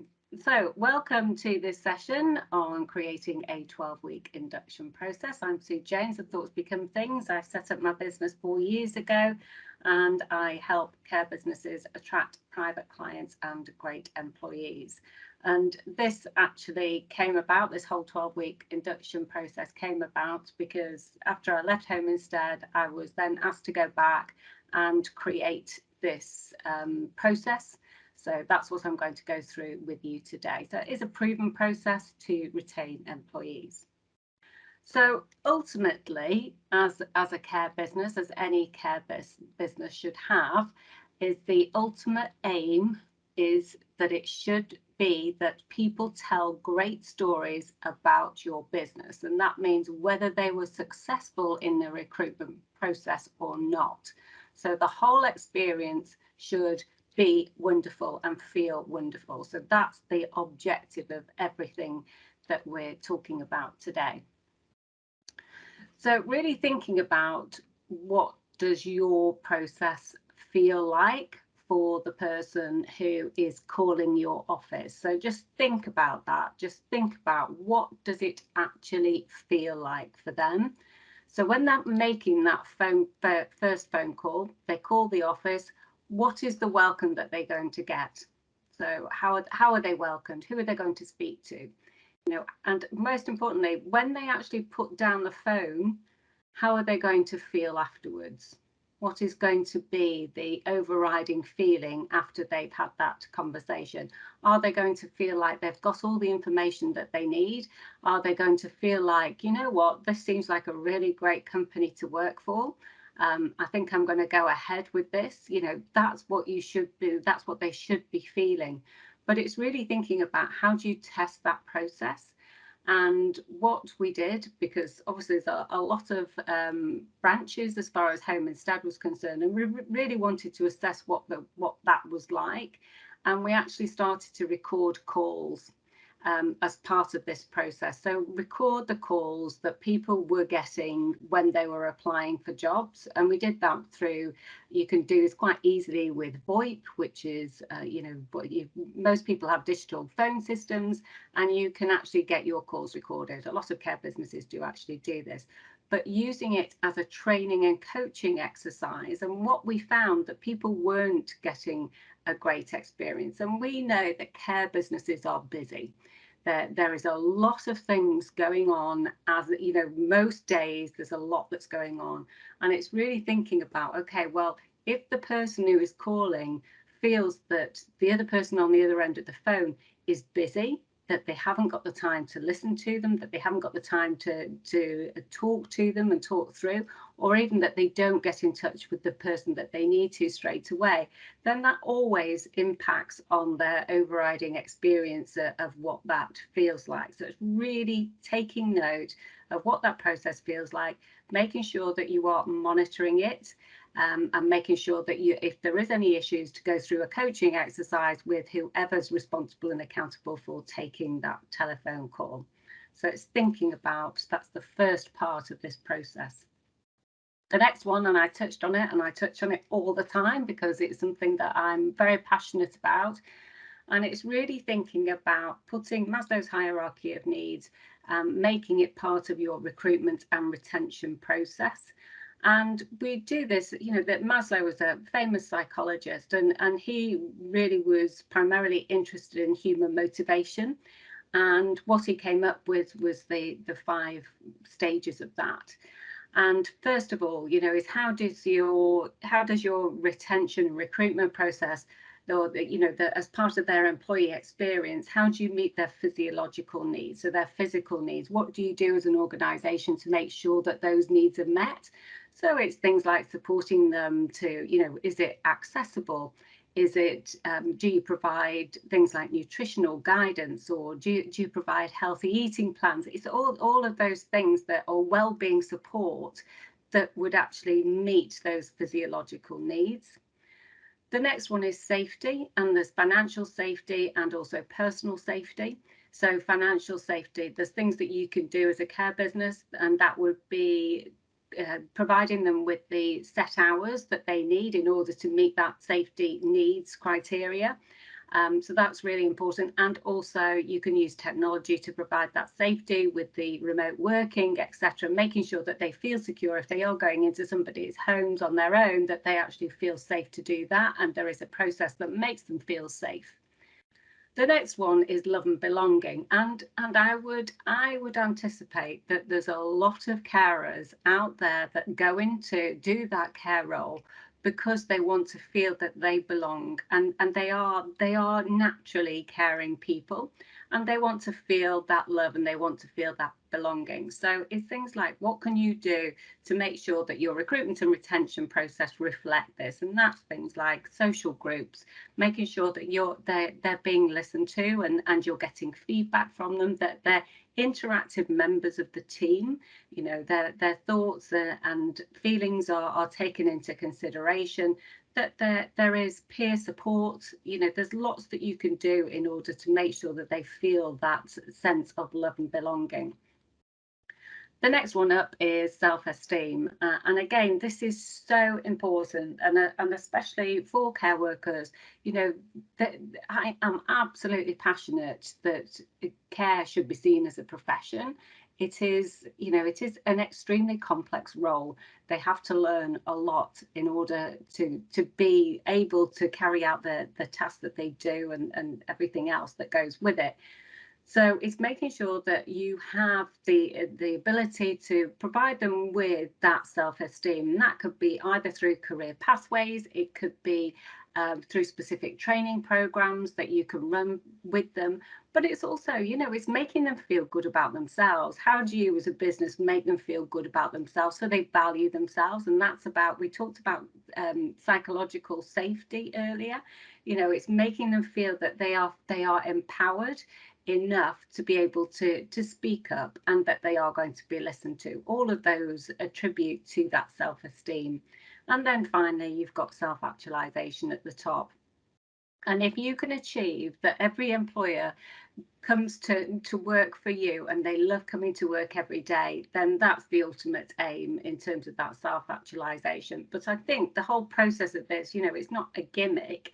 This is actually a really simple strategy to use as part of implementing that a great recruitment and retention process.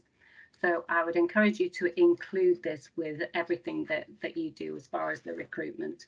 And I will discuss this a little bit more as I go through the process. Now, the next one, before we actually come on to the recruitment, the retention bit, is the values. And again, this is absolutely essential for all care businesses to have it. And you might have a set of core values, and I hope that as a care business, you do have those set of core values. And the core values aren't just there because because we're a values-based business. That's not just the reason here. The reasons for the values is to make sure that they are embedded within the business. And you embed them in the business by making sure that you use them as far as your recruitment process, as far as your retention process, and as far as your appraisal process is concerned. You know, these values are central to every decision that you make within your business. You know, my values are integrity, clarity, and added value.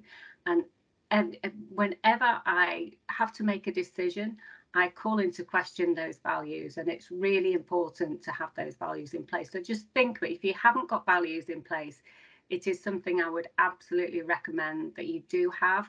There's lots of values that you can have. There's so many values out there, but they need to be core values that are representative of what you are as a business owner, but also what you want to be reflected as in the wider community as well. So creating your values is really important. So the next one is the creating an employee journey, and this is a process that we looked at, and it was really thinking about what are the needs of the people that actually come to work in care. Who are they? What are their needs? What do they actually want from a recruitment and retention process? So this is what we developed, and we've split it up into 6 sections here. So first of all, you've got your first day. So really thinking about, this is an individual here, we're represented as a woman here, but it's really worth thinking about who is your care business trying to attract. And I would absolutely again recommend that you create avatars of the people that you want to attract, because you need to understand who you're trying to attract and what their needs are as employees. When you try to put too much of a generalist approach and have that blanket approach, it can feel a little bit misaligned. So it's just important to think about who is actually coming through the door. So what you want to achieve at the end of the first day is for that person to think, wow, what a great first day. The team are so supportive. I think I'm going to love working here. That's your ultimate aim at the end of that first day. The next stage is the learning support program. And again, it's what they want to come away with is that they feel equipped with the knowledge and the skills, but also it's your chance to really start to build a relationship with those employees. So making sure that it is fun as well. The next one, and this particular employee journey was created for home care businesses, but it's completely relevant for care homes as well. So it's thinking about the first 12 weeks. If they're new to care, they need some mentoring support, especially if they haven't done it before. And it's again, this is your opportunity to align your values within the business. So that at the end of that, they should be able to think that they have got support there. They've got somebody that they can go to, that they can ask questions. That it is that psychological safety, that they're not going to be shouted at. They're going to have somebody who will constructively help them. The next one is the rewards and recognition program. So the fact that if they feel appreciated and you give them the opportunity to give feedback, that's really great. The next one is your career pathway support program. So here, some people want different things, and some people just want to go to work, and that's fine as well. But having the ability for you to either offer a career pathways of some sort, and that could either be going into doing an MBQ, etc. It could be that they are particularly passionate about dementia, so you can provide some sort of specialist training. So it's having those career pathways. And the final one is your leaver support, because I think this is often a neglected area, because when people leave, again, it is an opportunity to make sure that the person who's leaving comes away with a positive experience of your business. And I will go through that in more detail, because I know that is sometimes quite difficult. So that's the journey in itself. So to go through that in more detail, first of all, prior to the first day, is to make sure that you're keeping in contact with the person who's turning up. That could be telephones, it could be email, it could be text messages, making sure that you're constantly having that contact with them is really important. And I know I speak to care businesses time and time again, and we know that absolutely works is that if you keep contact with the people, you have a much better chance of them turning up on that first day. Second one is email them, send them a map of where your business is, making sure that they know where to park, etc. That's really important. It just gives them that, they don't have to worry about it. And also provide an agenda as to what is going to be covered on the day, because people can feel, if they haven't worked in care, if they haven't worked for a very long time, they can feel apprehensive prior to coming on that first day. So anything that you can do to alleviate that anxiety, the better. So your first day. So when they come into your office, you know, they're first come in and they should be met with a warm welcome. They should be being expected, making sure training rooms are all set up, etc. And it's really at that point setting the scene as to what they are going to experience on that first day. What's the agenda for that?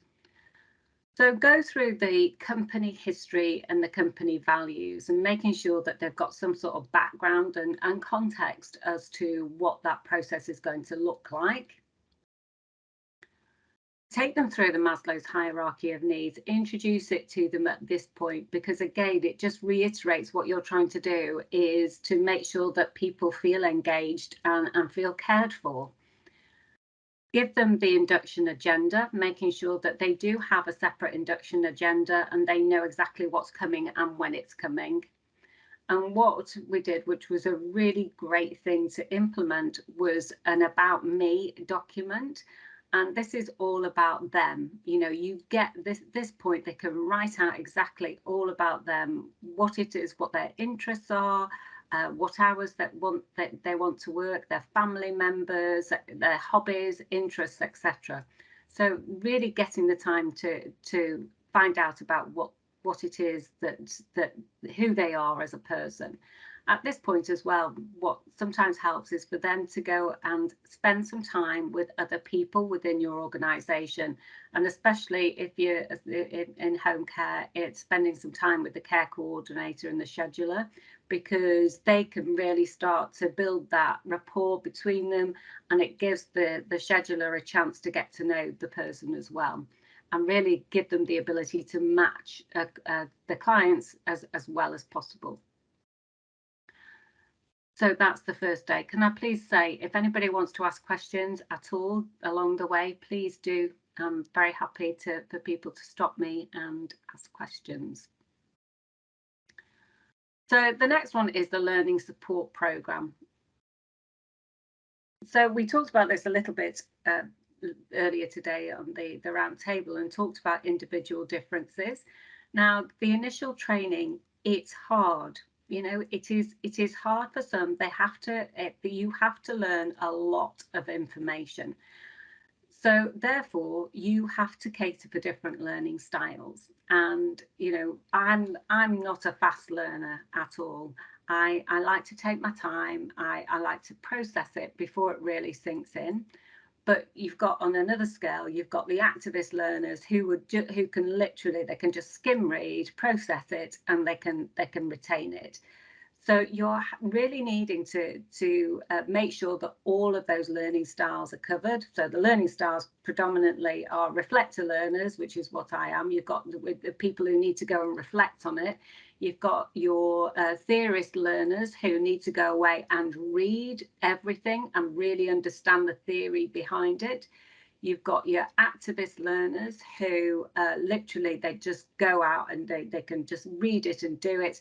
And then you've got your pragmatist learners who actually need to do the job in order need to have that practical, that pragmatic experience for that to really sink in.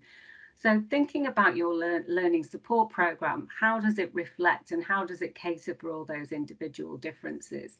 And you know, if people feel that they can't retain the knowledge, then they won't stay. And so the more that you can do at this stage of the process, the easier it's going to be for you as a business. If anybody wants any links to, I use Honey Mumford's questionnaire, and it's, you know, it is quite an in-depth questionnaire, but it actually gives you an accurate assessment of what their learning styles are. Also, make it fun. Make it as fun as possible. Make sure that when you're doing the whole support program, the learning support program, that you incorporate things like quizzes, like games, making sure that people are walking around the room and not just sitting in you know, one space, making sure that they have lots of breaks, make sure that there's sweets, there's cakes, there's lots of things that you can do in order to make it a little bit more fun, because some of the subjects are quite dry.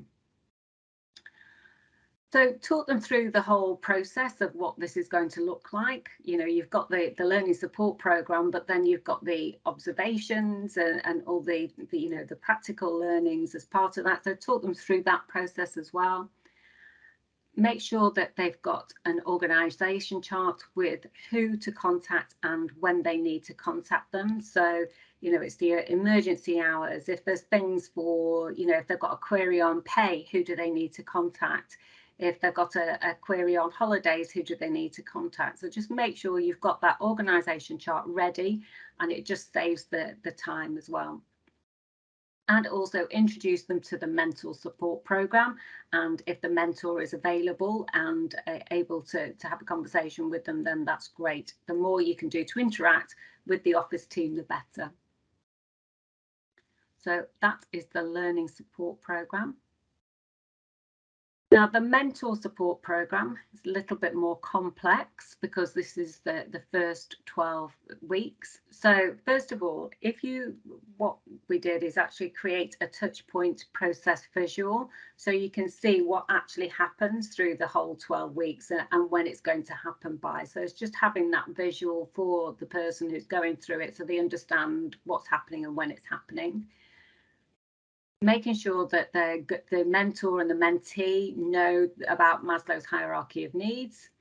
Making sure that the people that you have as a mentor is a good cultural fit for your organization. And the skills that a good mentor should have is making sure that they've got good communication skills.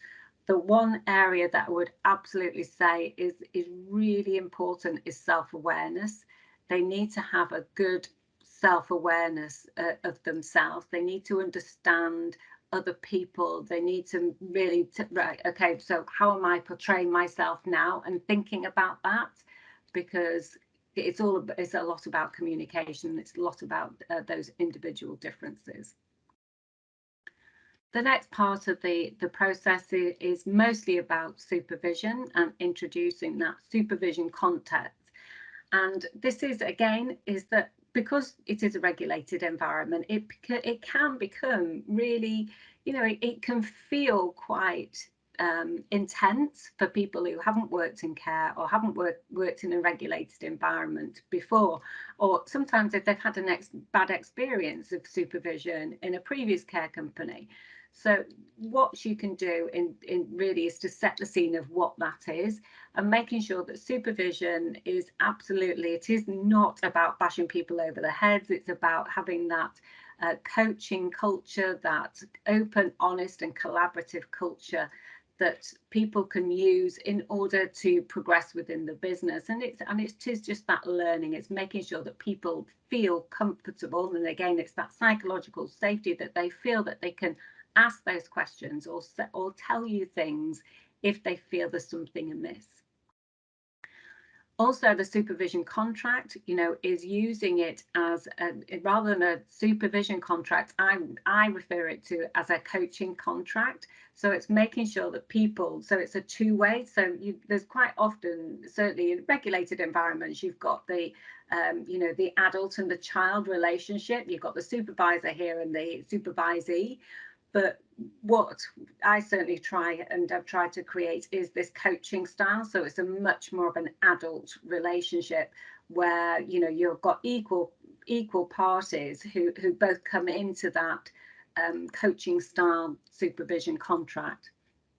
And then you've got the supervision and appraisal policy, where, you know, this is where definitely values are embedded and most importantly rewarded as well as part of it. And this is where you go through what they actually want to achieve, whether it's, you know, the career pathway, or if they want to specialize in certain areas. And part 3 is, this is really the steps that that it would cover. So you've got your competency assessment, your shadow visits, your introduction, support visits, effective supervision and appraisals at the end. So just to give you some examples of what that process looks like, and we've got here, you know, it's setting out what this would look like for your business. So again, in week 1, what's going to happen in week 1 within your mentor process.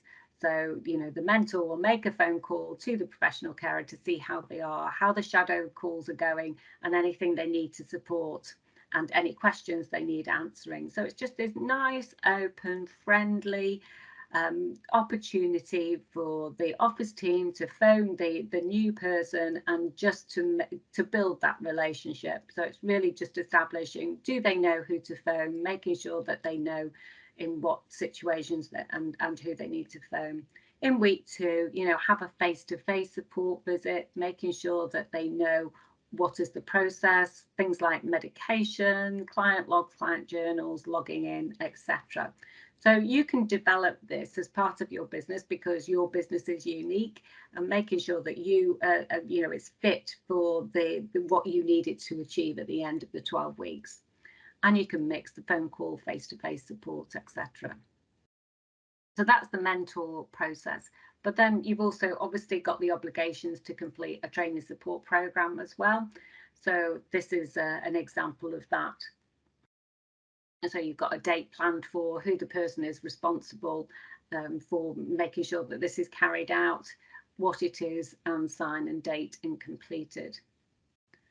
So you'll have a copy of the slides to go through here. That's the 12-week support program, training support program. So then we come on to the rewards and recognition and what that should look like. So rewards and awards and actions. So rewards and recognition. So it's things like, and I know I get some feedback from various people, and they say that they've stopped doing the monthly carer awards because it was creating animosity within the team, and I think that's a shame. And I would be going directly to the people who feel that or have raised concerns and ask them why, because I think having a rewards and recognition process and policy is really important for people, because again, it gives you that opportunity to make sure people are being rewarded for going above and beyond, and I think everybody wants that. So making sure that you've got that awards, but also it's the actions, and it's quite often the little things that really mean a lot to people. So a business owner sending a thank you card out, saying thank you very much for doing and giving an example of what they did, sent out to their home, calling them by the right name, really goes a long way. Also thinking about employee benefits, and if you're, example, as a member of the Institute of Health and Social Care, you have access to wellbeing support. And this is, again, thinking about your wellbeing support package. This is part of your employee benefits. Is what does that look like, and what do people actually want? Ask your employees, what do they actually want from an employee benefit, to find out from them. Also refer a friends. They do work, and they do work successfully. If you do operate a refer a friend scheme and you are not getting referrals from that, even though you're paying in some instances quite handsomely for that, I would ask again, why not? Because there will be reasons why people aren't referring. So really find out, and you can do this. Another great thing to do is actually create a carer,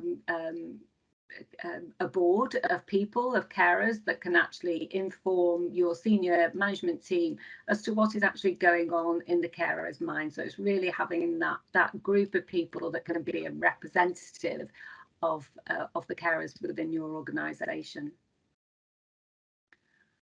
So finally, you've got the Career Pathways programme, and this is really important, and I'm a big advocate of this.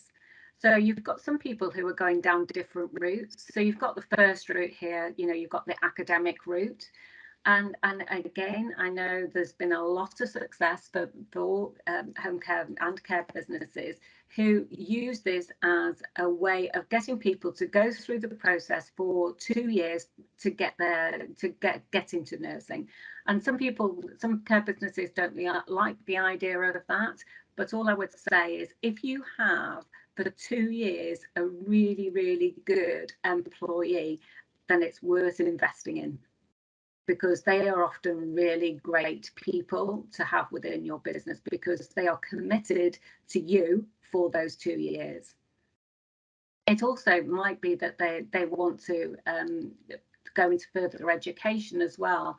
You know, sort of there's lots of other routes, obviously, and keep that open to them if they do want, making sure that they if they want the level 5, that they can go for that level 5 or the MVQs. The next one is succession planning, and what I know and seen has worked well is if you have a succession plan. So if you map out all the people within your organisation, and you can actually really find out who do you think has the potential to move into an office role, and flag them as part of that succession planning. And if you think that they are going to be suitable to come up into the office role position, is what can you do now to make sure that they get to where they need to be? So that's the succession planning. And then finally, you've got the specialist training. And this is, you know, is about the skills. There's lots of skills out there. You've got people who, some really want to go into end of life training, some into specialist training. There are businesses now that are going into more of the nursing care as well. So what specialist training do people actually want to do within your organisation? So that is the careers pathway. Now, the last one is the leaver support programme. So you've got 2 levers here. You've got your involuntary lever, and this can be really hard to manage. And I know I have heard nightmare stories about people who have come into the organisation and have caused significant disruption to it. But all I would say is you try and manage it as best you can, and if appropriate to do so. You know, I talk about the wise, the foolish, and the evil people. I won't talk about the wise and the foolish in this instance, but the evil people is, you know, it's guns and lawyers and money, because you have to ring fence them. You have to really minimise the damage that they can cause, and that's all you can do in that particular instance, but also make sure that you get the right legal advice. You know, that's through HR, etc. But making sure that you ring fence and minimise the damage. But most people, they do leave on a voluntary basis. You know, it's because they're going into a different type of career, etc. So there is a process to follow for those, and it's trying to make it as positive as possible. So what that process should look like, you try and make it as positive as possible, and making sure that the manager understands their responsibilities and have a clear process to follow as far as leavers is concerned, and make sure that employees understand what is expected from them as and when they leave. So it's things like making sure that the security, the confidential information is secure, making sure that the premises, if they've got access to it, making sure that that is now not, they can't access it, and all the property is returned, etc. But most importantly, and I know that there has been quite a lot of success as far as this is concerned, is making sure that employees understand the process should they wish to return to the business. And I think that's really important. And what some organisations do, again, successfully, is to keep in contact with them, as you know. So if they just keep in contact on a monthly basis, so just following up, how are things going, keeping the door open for them should they wish to return. So that's the leaving process. So I finished quite early there. I was expecting there to be more questions, but I'm going to stop presenting. You've done a great job, Sue. Thank you so much. Thank you so much. We've lost your camera, I'm afraid. That's all right. Don't worry. There you go. I'm here now. I'm back. There we are. We've got you back. We've got you back. Well, look, I think that's just fascinating. The way that you've presented that, the content that you provided. You know, if everybody was to actually abide by that and kind of try to think logically through, I'm sure that the idea of the recruitment issues that we have within health and social care would fairly rapidly start to disappear. But look, let's open it up. It's not necessarily what I think. We've got an audience here. What do we all think of this? Are any of you using any of those elements, for example, that Sue has already been through? within your own organisations to actually turbocharge your recruitment and retention activity? Would anybody like to comment? All right, I'm just going to pick on somebody in that case because I'm interested. We've got Squadron Leader John Ellis here, who's a military man. John, what was the? What was the I'm sorry to pick on you. It was the only way I was going to get through this. Would the military recognise some of the things that Sue has spoken about? I mean, do they do it differently to typically to that which we see within health and social care organisations? Well, there's some yes and no here. Because military personnel move every 2 or 3 years within defence, a long-term management of that individual within that workplace becomes quite difficult. Yeah. So whereas there is an induction into the working area, which can take up to 10 weeks depending on what the area does, the longer term piece, the development, etc., is looked at the individual within their specific profession. So it doesn't matter where they are; it's their continual development. So I'm working with medical reserves at the moment in a very broad role. My last job was running one of the schools at the Defence Medical Academy, so it was very education focused. But overall, I'm a medical support officer. So I'm continuously developed, as you'd have heard from that previous meeting we had, as a medical planner. So there's so many different facets to each profession within defence that to do it as a one within each post over 2 or 3 years is just not possible. So there's areas where we can, but areas where we do look at whole career and whole force. All right. Well, thank you, and forgive me for putting you on the spot there, John. Well answered. Thank you very much. I must have been being psychic. I was moving my mouse towards the unmute button as you were talking. Very good. Okay. Would anybody else like to comment on what they've heard? Do feel free to unmute and just offer Sue some encouragement.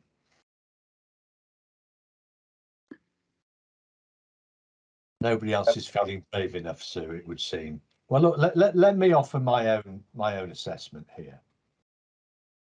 You've only to walk round the Health Plus Care show last week to reach the conclusion. You've just got to engage people in conversation, and you just know instinctively after about 10 minutes at a show like that workforce continues to be the #1 problem for the entire sector, that recruitment is really, really difficult to do well. And actually the reason that we've still got 150,000 vacancies is because recruitment is not being done well.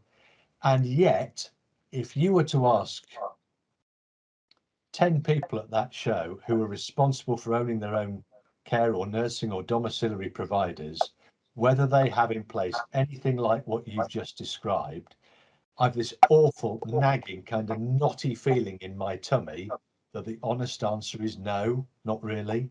And unfortunately, you're absolutely right, John, because, and again, this is the problem is when you're a business owner, you've got your business and you're trying to run it, aren't you? And you, as you should, you assign these jobs and these tasks to other people. And these are the people, rightly or wrongly, they're telling you that we're doing everything we can. We're doing absolutely everything. Yes, we've tried this, we've tried this, we've tried this. Yes, we're doing everything. But okay, well, all I would say is if they're telling you that, then just test it. Yeah. Just test it. Okay, well, you're telling me you're doing this. Go and record some calls. Yeah. Just go and get some evidence, because if people do this and they have a process, I mean, I do a whole thing on recruitment and attracting as well, because again, that's even the whole process, the contact process of that is challenging. Yeah. Yes, all I would say is get some evidence.